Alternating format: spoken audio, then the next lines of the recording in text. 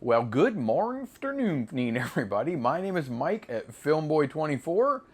I am your fiendishly friendly found film fanatic. And it's time for found film number 71. That's it, right there. It's a goofy little Kodak Ektachrome 7244. It's a little bit obscure. Well, I don't know that we've ever done a roll of 7244. So let's see what happens.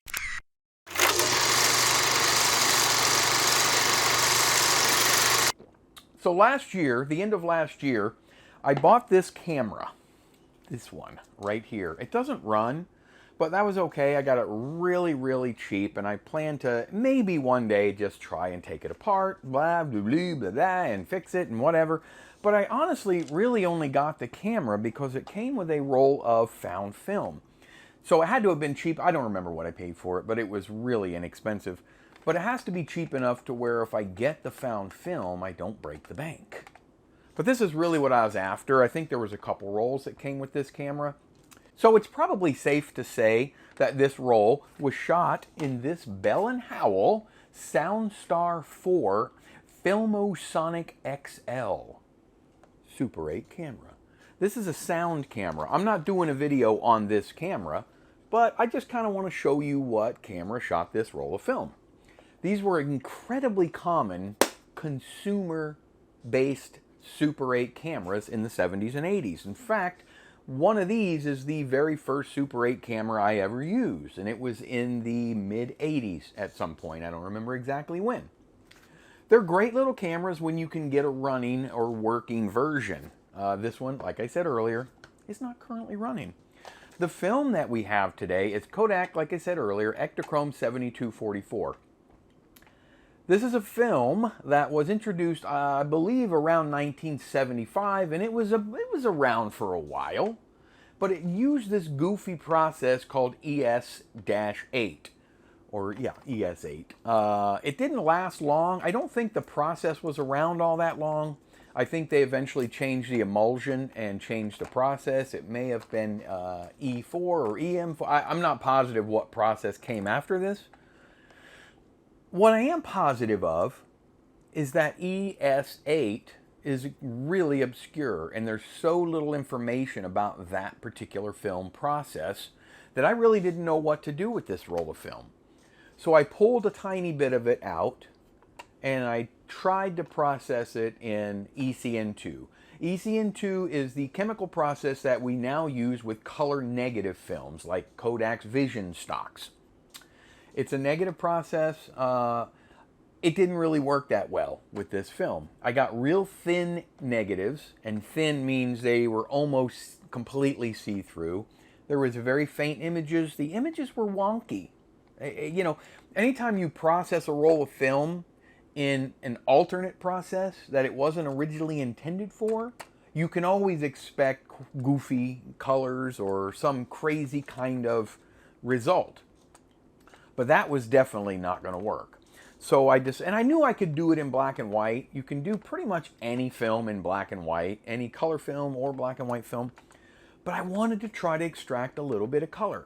So my next step was I pulled a little bit more film, just a skosh more, and I tested it with E6 chemicals. E6 is the modern day color process, color reversal process for modern Ektachrome like 7294, the 100D stock.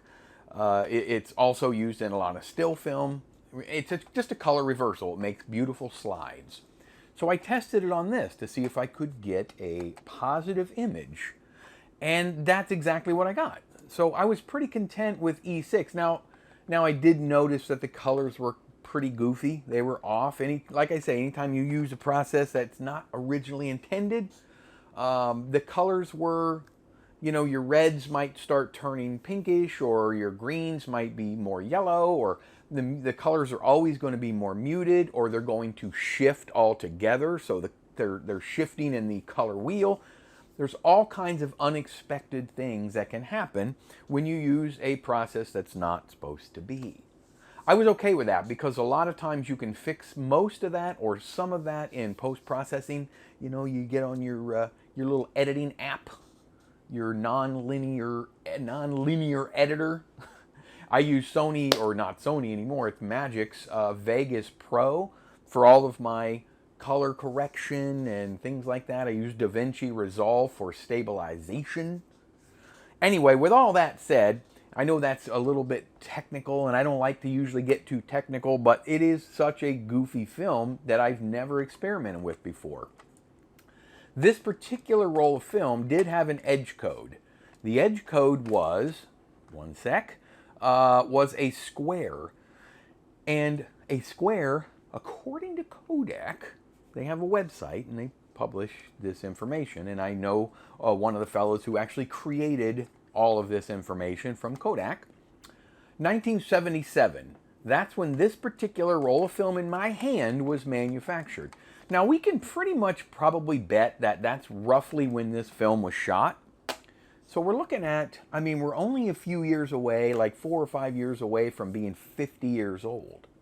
And this was likely stored in less than ideal conditions for its entire life. Maybe in a garage, maybe in, I don't know. I don't know where it was stored. You never really know. But they typically aren't stored in a freezer their whole life. So it deteriorates. Expect that when you see the results. This particular roll I obtained, like I said, the end of last year. And it came from, I'm not saying this is where it was shot, but it came from Rayland, Ohio. That's where the seller was on eBay that sold this. So possibly the family that shot this maybe is from Ohio. I don't know. I don't know why it was never developed, but found film to me is a roll of film, usually Super 8, because these cartridges are light proof, and over the years they remain light proof. That was shot presumably many years ago and never processed. It's not a roll of film that you see thousands of on eBay in the little round film reel that was processed years ago that people don't even want to see anymore because they've already seen it. They probably had it transferred. Now the kids have it. They don't want it. They sell it at an auction or something, or a garage sale. And it's been seen by lots of people. The found film to me has never been seen, not even by the original photographer or film shooter.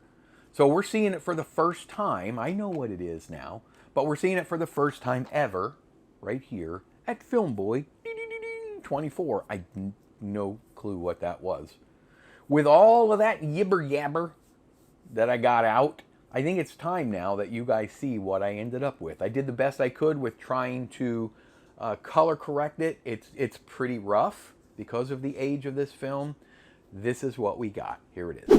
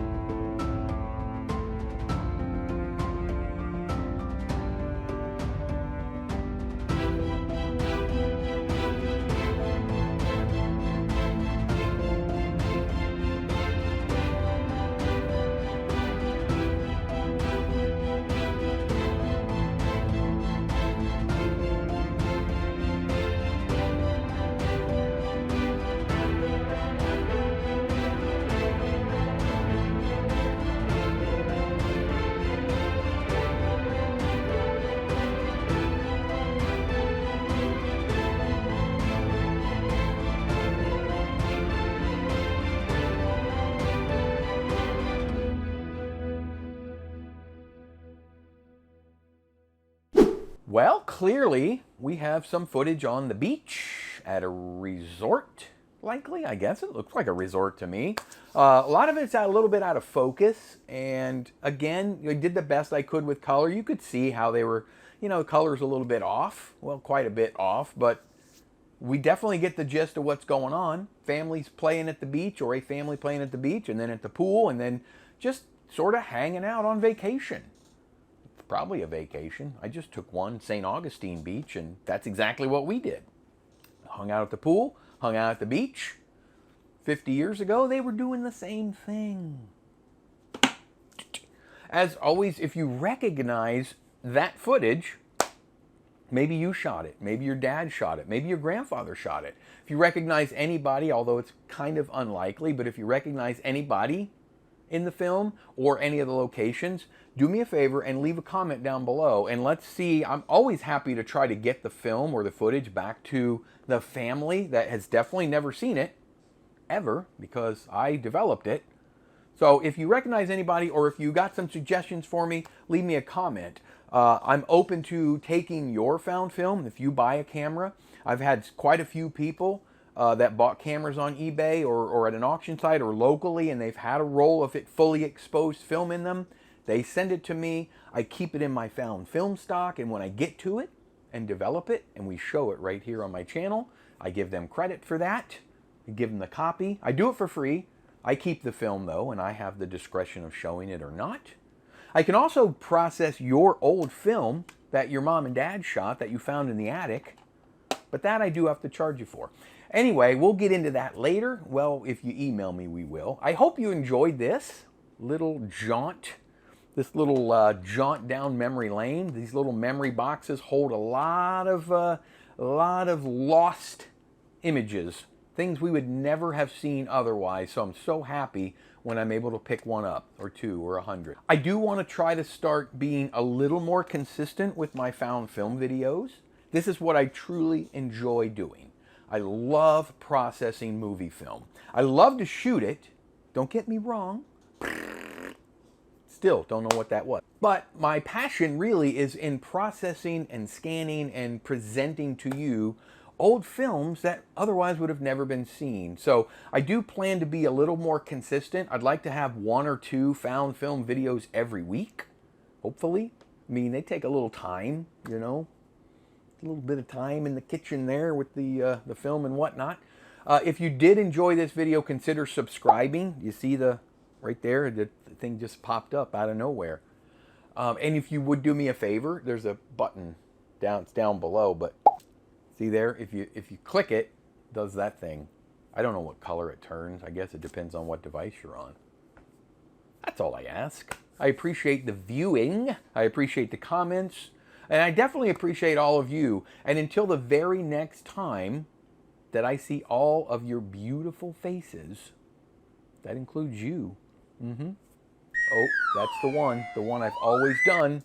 It's goofy, but so am I. I'll see all of you on the very next go around.